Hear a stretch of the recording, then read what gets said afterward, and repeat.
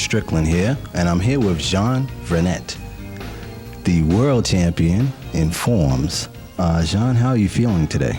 Pretty good, George. How about you?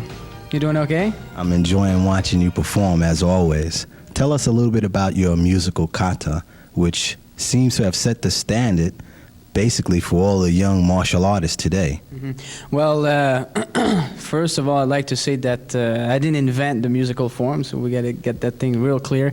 I think Mr. Ree in the 70s, Mr. Jun Ree, he really brought, the art of forms with music, and after that the student John Chang came out with it, and he did real good. And now I'm kind of the person that's really giving the score for that. And my way of working with the music is a little bit different than most of the people. Is what I'm doing is I'm really concentrating on the coordination, the movement with the music, keeping the strong basic techniques in the form with some creative combination and high degrees of difficulties. How long have you been traveling the martial artist road? Martial artist world. I've been around for a long time. I started in 1976. I was over in Europe training with the founder of the technique that I'm practicing. And 76, 77, I was going in Europe all the time. And then after that, I started to travel on tournaments. First of all in my area, which is in Quebec, Canada. Then I went to all over Canada. And then I started in 1980 to go in the U.S. and Europe a little bit more since 2 years ago. I've been doing the national circuit for almost 8 years now. So that's the 8th year this year, 1988. So it's been went real quick but tough. Quite prosperous. Tell us a little bit about your style. Well, the style I'm practicing is called Sanudo, and we call San in Japanese mean 3, so we're talking about 3: mind, spirit, and body. And it's also the combination of 3 major styles in Japan, which is Goju-ryu, Shito-ryu, and Shokokai. So it's a combination of those 3 styles, and it's a very the founder of it is Master Yoshinao Nambu from Kobe, Japan, and he's very an open-minded person. He was all Japan karate champion in fighting kumite, and he really brought the high kicks in Japan. As far as the head kicks, he was champion. He was famous for his roundhouse kick from the back leg to the head and the sweeping technique. So he brought a lot of new things in Japan, and in his prime in 1964 to 1967 when he was fighting. Then that's how he created Sankudo, which is a little bit different than the traditional Japanese system. We have a lot of spinning kick and jump kick and high kicks, but that's from Mr. Nambu. This very specialization, aside of the traditionalism of Goju-ryu and Shito-ryu in this style. Tell us a little bit about the Atlantic team. This is the greatest thing, I'm telling you. Now, this is the best thing that ever happened to our sport karate, tournaments. This is just from A to Z. It's just well run, and it's just a master plan because, thank to Mr. Merriman, because he's the head on, he's the brain on the organization of this team, and just.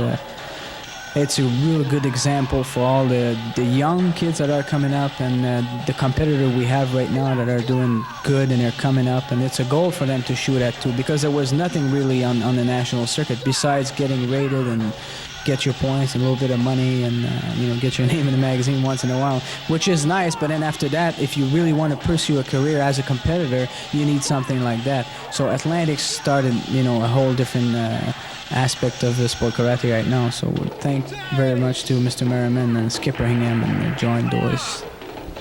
You've made a transition that many martial artists only have a moment to dream upon, and that's going into filming. Tell us a little bit about that. Yeah, well, since I was like 12 years old, I've always been interested in doing stage show, TV show, movie. I've always been attracted by that. So it started like 5 years ago, because I've been going back and forth to California for tournaments, and I'm close to the studios and everything. I said, man, I got to do something about that, because it was inside of me. So I wanted to get in touch with that world. So when I got back to Montreal after a tournament, then I went to a casting agency, and I wanted to get in touch with some stunt coordinators up in the Montreal area. And I got in touch with the top stunt coordinator in Canada, which is David Rigby. I got in touch with him, and I got a meeting with him, and he hired me right on the spot because I had so much experience about the fight boxing and wrestling and karate and all that. So he hired me to be one of his specialized person for martial arts and fight scenes. So from there, I was a specialist of fight, but then after that, I learned all the aspect of all the fire gigs and cars and all that. So I've been doing all kind of stuff since then.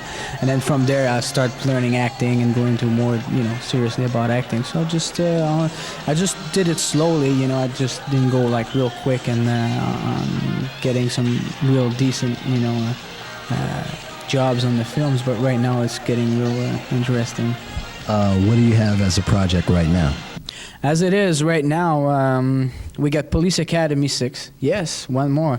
And it's very popular, so I guess that's why they're going and still doing it. So I'm going to do Police Academy 6, and it looks like it's going to be a bigger part than 3, and I did in 3 and 4. So you can expect a lot of good martial arts scenes. And I'm doing another thing later on at beginning of '89. It's called Ski Patrol. It's got nothing to do with martial art, but it's going to be plain acting. But I'll be back kicking some bad guys in the movies, I hope. So no, we're just working hard on it. So I'm moving in California anyway because it's easy. It makes it easier for me to get jobs, and I'm much more closer to the people I know in the business. So, and I'm teaching private classes over there to some actors and producers. So watch out.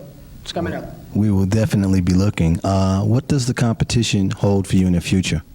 Well, I'm a competitor, so it's hard for me to say, well, I'm going to quit. Sometimes you're tired of doing it and you feel like, oh man, I got to take a break. So sometimes if there's no tournament for 1 month, then, after 2 weeks, you say, oh, when's the next tournament? I got to go into the tournament. So you get hungry again. But I think that I'm 27 now, so I've been setting a lot of goals for some people that they're going after me, which is perfect. And a lot of kids are taking example off of my performance and some combination that I do in my forms, which is great. I think it's just a compliment when people do that and when they do my forms. I don't mind. So if you want to do it, go ahead.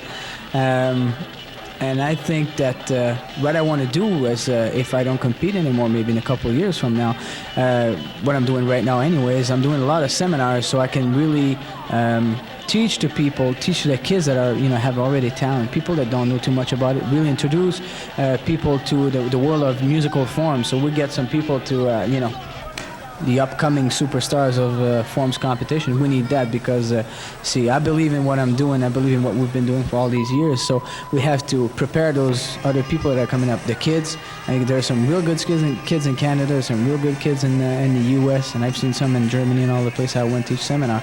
So I think it's going up this way. And the World Championship that I won is from the WACO organization, which is the biggest, and as far as the open tournaments. And this is going to be the goal for the kids to shoot at, is after they did the national tournaments and you want to go to a world championship, that's going to be the world championship to go, because these guys are just working with the rules that we're doing for open forms as far as forms, and they have the same standard for weapons that we do right now. So it's very similar to what we do. So we got to prepare the kids for, take my place and Keith Urabayashi's place and Charlie, all the great guys that are competing right now. One day we won't be there anymore. So we need those kids. I mean, we need you guys. So keep on training.